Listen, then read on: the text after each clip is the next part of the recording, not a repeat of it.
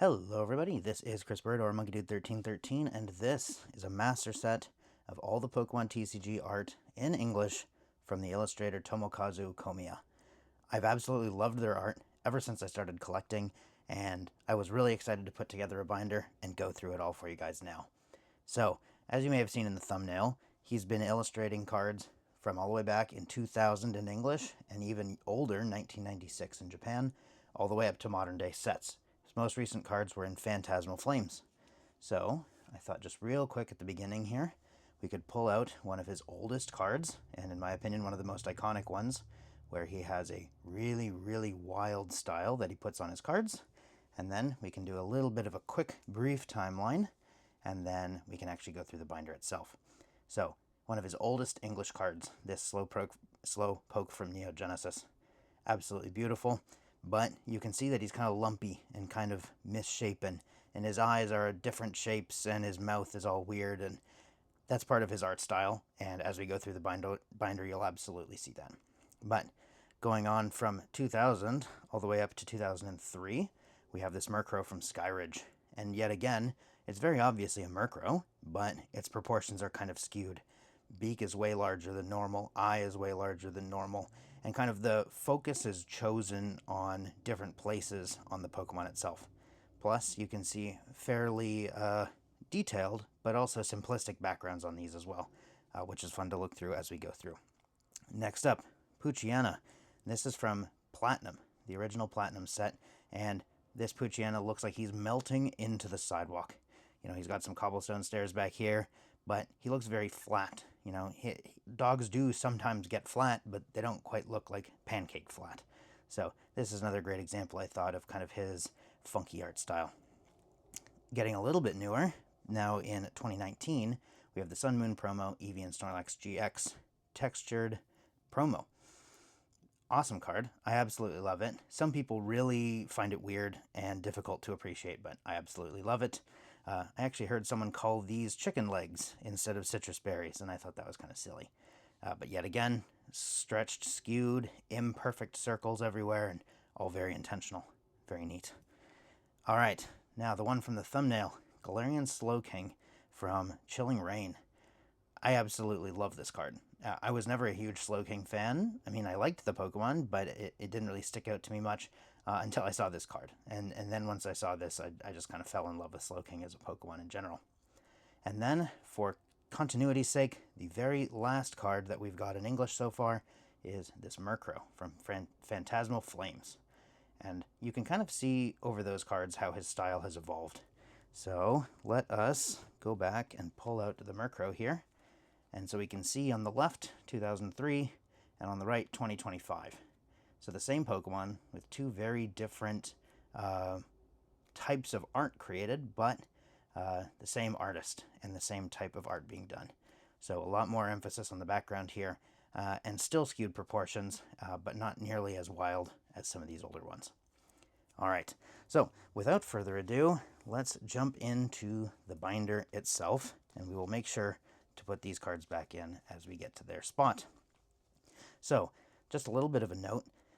Instead of pulling out both the first edition and non-first edition, or the normal and the reverse, I just picked the first edition, and then for the other cards I picked just the normal card, because really the focus is on the art itself, not really on the having both full and reverse, or normal and reverse, or first edition and unlimited, all that. So, purely art spotlight here. All right. So his first holo card that we got in English here was this holo Politoed from Neo Discovery.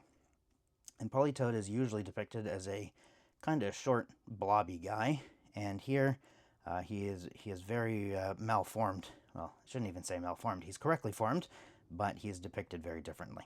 So, you know, we've got a very pointy mouth up here, even though usually Politoed wouldn't have any points on him. He also likes to put a lot of Pokemon in the background of cards, so I'll pull out this Pokemon March really quick. And so even though this is a trainer card, of course you got to have a bunch of Pokemon in there. So he has Sentret, Totodile, Mareep, Chikorita, Cyndaquil, Hoppip, and then a Murkrow up here in the corner, if you can see that guy.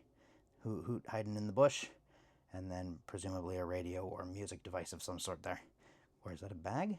No, I think that's supposed to be like a MP3 player or a CD player or something. Neat. So, I'm not going to pull out every single card, as much as I'd like to, but we can go through and kind of see how his style evolves over time. So on the second page, we're already into Neo Destiny, and Neo Destiny is known for having a lot of these kinds of strange artworks, especially since it was the first time they added the light and dark. The light specifically, dark you could argue is in Team Rocket, but this was one of the first times that they had the light and dark Pokemon, and so they got to really amp up the darkness or amp up the lightness. So let me pull out this Slowbro real quick. How do you make Slowbro look light? You know, how do you make him look good and positive? Well, you put him in a flower field, really enjoying the flowers in this case. So his kind of off-the-wall art style works very, very well when you're trying to really emphasize a certain aspect of the art. All right, he has 2 Black Star promos down here, Smeargle and Machamp, and then we're into the E-Series, Expedition, and the next page is when we're going to get Aquapolis and Skyridge. So Aquapolis is down here, and we have Expeditions up here. I wanted to point out 2 real quick things. First is on this Magikarp. Most people know it just for the Magikarp itself, but there's also 2 little Poliwhirls up there, looking concerned for the Magikarps who are naturally concerned. And then down here, all 3 of these cards have each other featured on them. Yeah. So this Tyrogue there on the left has a Hitmonchan, and on the right has a Hitmontop. Very neat. Plus, the way he's been drawn is he looks like he has no body. And of course, the body is just kind of folded behind him, but there's no body on this Tyrogue. And then over here on the Hitmontop, we have the Hitmontop itself doing one of those like kicking bags, which usually would be a punching bag for humans. But if you really squint your eyes and you look in real close in there, you can see a Hitmonchan and a Tyrogue fighting each other back there. So some people might need to get out the magnifying glass to see that one, but they are so tiny back there. All right, so moving along, we get into Skyridge officially, and then the beginning of the Gen 3 sets. He didn't have any cards in Ruby Sapphire, he just jumped straight to Sandstorm here. But I wanted to give a real quick look at this Ditto here, because his art style is Primitivism, which kind of focuses on more ancient-inspired type things, and sometimes it is likened to like children's art, where there's less emphasis on realism and more emphasis on kind of abstract and shapes. And so this kind of lays it out perfectly, because this is a cave painting. It's intended to be a cave painting, which I would argue is one of the core tenets of Primitivism. So in the back there we have a Doduo, and we have a human, and I'm guessing that's a Pikachu, maybe a Fearow up there, and I'm not exactly sure what that could be. There's a lot of different Pokemon that would fit that description back there. But, you know, there's like the Lascaux Caves, and there's a lot of other like actual cave art that we have in real life, and it makes sense that this kind of primitive art style would address that and try and work with that. So I thought that was neat. So this is where the Murkrow goes. Slot that back in there. And now we can move on to going through some of the other Gen 3 arts. All right. This is a fantastic example of his art style, in my opinion. This Whismur is just completely squished, and it's fantastic. Also, Weepinbell's mouth. There's no flat lines in Weepinbell's mouth, but we found one here.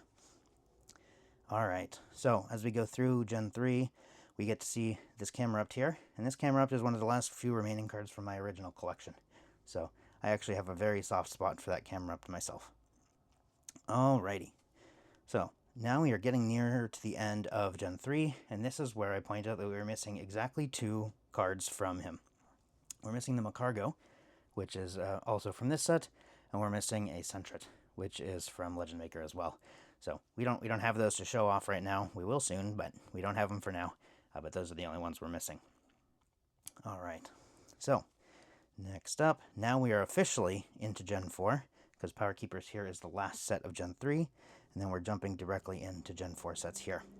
And there's kind of a shift here at this point, where the Pokemon have already slightly started to shift, like these 2 are a great example, but we've come from kind of a more well-defined shape, even though they're kind of still that funky style, but now there's getting very squished and skewed here.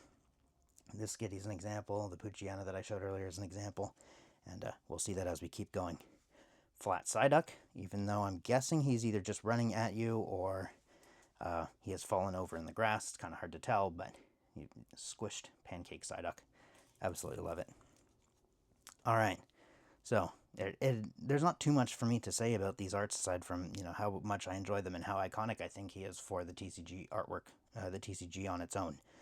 I've just appreciated his cards for ever since I played Pokemon. So very, very cool. Very nice. All right, so now we're into Black White. This promo I did not know existed until recently. But funky looking Zoroa running, I'm guessing, up a waterfall or down a river at you. I can't really tell. But this card is quite beautiful. All right, moving right along. We are still in Black White, and now we're in XY here with XY base, going all the way to Ancient Origins here. And you can see the style is still relatively similar, but we've started to get a lot more emphasis on the backgrounds and less emphasis, not less emphasis, but different emphasis on the foregrounds. All right, so I'll pull out these two because they have a fun little story, starting with this Hypno. This Clefairy is in the back having a good time, and then there's Hypno doing his creepy Hypno stuff. And then in the back here, we have Clefairy, who has now been successfully hypnotized, and Hypno being very creepy in the back there.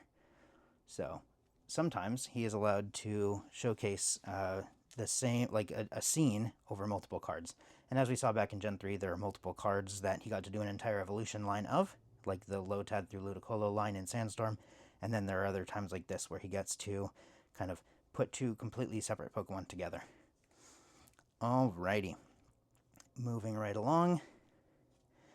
It's really easy for me to see why some people would find it difficult to appreciate this kind of art. I really appreciate it myself, and I'm guessing most Pokemon fans like it as well. This Rockruff, we opened so much Forbidden Light that we deemed this guy the Pay Your Bills Rockruff. And that's because he is standing outside of a house, and he's looking sad. And so the idea was that either he is late on rent, hasn't paid rent yet, or just got kicked out of his house. So we've taken to jokingly calling it as a Pay Your Bills Rockruff, which is fun, very fun. Farting Sharpedo down here, absolutely love it. He's actually just shooting a jet of water out, but it's fun to pretend. And now we are here officially into the Sun Moon era. Let me throw this Eevee Snorlax back in. But we're getting farther away from the big exploded blob kind of art, and we're getting more into the still uniquely proportioned Pokemon, but with a lot more emphasis on the background, like I had mentioned before, but now it's getting even more and more obvious. Like this Grubbin is a great example down here. Alright. Spiritomb is usually depicted as a circle, and now he's a flat oval. So that's a great example there as well. But not too much for me to say past these. This Galarian Slowking slots in right there. Very nice, right before Evolving Skies. I put the Bidoof in here, even though it's the same artwork twice, because this is the Ditto version from the one that you could peel off and you'd see the actual Ditto, and this is the just normal Bidoof card. Neat. This one only came in reverse, by the way, so that's why it's shiny in there. Alright, and now we're into the modern stuff for sure, which a lot of you guys probably already recognize.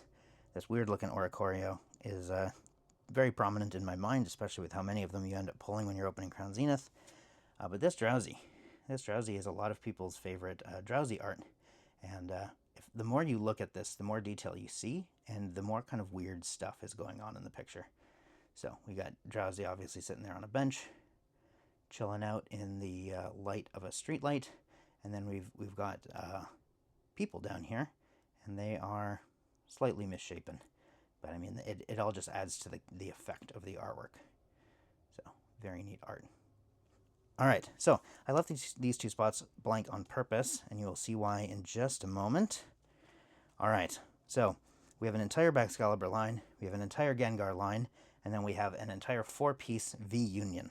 So I wanted to make sure that these guys got put here, because this V-Union actually I think has 16 or more different artists on it. I don't know the exact number, I should go count, but it's fun to actually go through this art and try and figure out which Pikachu is Tomokazu Komiya.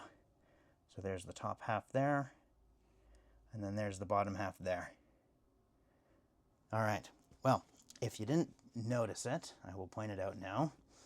Down here in the bottom right, we have this elongated Pikachu whose art style really matches the other cards in this binder.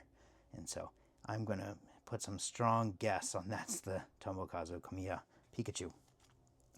Alright, so from 151, this Gengar line, quite popular, and a lot of people were looking for this Gengar to add to their 151 sets. And similarly, Paldea Evolved, you know, you can't get one without getting the others, right? You got to make sure you get them all. So all three of these actually show quite a fun connecting artwork there. So we got Frigibax and Baxcalibur and Arctibax, as you can see in the binder below. Alrighty, so we are coming up on the end because this is sorted chronologically, but we keep going. We have Brute Bonnet here, and whenever he's doing nature scenes, it's really kind of trippy. I don't want to say like high or on drugs or anything, but you know, I kind of feel like if I were to take some kind of substance, that this is what the world might look like to me if we were out in nature. So cool to see. Cool to see. All right, Carablast down here. You know, he's not really stretching and skewing the Pokemon itself that much, but he's certainly not paying that close of attention to the quote-unquote correct shapes of each of these Pokemon. You know, a Sugimori artwork would be very clear and defined, and usually a lot more circular or ovular, but in these kinds of arts, he is straying away from that still, just by being a lot closer to the correct proportions than he used to be. All right, this Charcadet and this Murkrow are the last two, and those are the newest ones in English from this artist. So again, I'll pull up the Murkrow, and you can see now he's completed his transition all the way to heavy emphasis on the background, and still misshapen, but less emphasis on the Pokemon itself. All right, so I'm just going to quickly flip back to the beginning of this so that we can enjoy some of his older arts again. And then I will just go through, without talking too much, and just do one final quick flip through everything. All right. So massive emphasis on the Pokemon here, and massive de-emphasis on correct proportionality. Makes it very interesting to see. Here's some of the artworks that I was talking about where they kind of work together because they're an evolution line. Then we get into Gen 3 here, where you got to do a lot of evolution lines. Now Gen 4, where he's kind of a lot more white outlines and a lot more kind of soft art styles in here. Now black-white, then XY, still in XY here. Moving into Sun-Moon, Lost Thunder and Team Up, for example. Eevee Snorlax Tech Team. All right, and now we're clearly very much in modern art. Alrighty, so let me know, guys, what you thought of this featured Friday for Tomokazu Komiya. I really appreciated doing this. It was really fun to go through all of our collection and pull out all of his artworks and bring attention to a specific artist. But in the future, for featured Fridays, which is not going to be an every week, just an every once in a while thing, my goal is to choose some aspect of the TCG and feature it. Since we have basically every English card now, we can do that. So would you like to see every full art trainer? Or would you like to see every Wigglytuff? Or every time a psychic Pokemon sits on a bench? You know, anything. It can be literally anything. Artist, color, type, rarity, anything. So let me know in the comments if there is a specific type of card that you would like to see featured, that I could collect them all into a binder and show it off here. So thank you guys for watching, and I'll see you guys next time.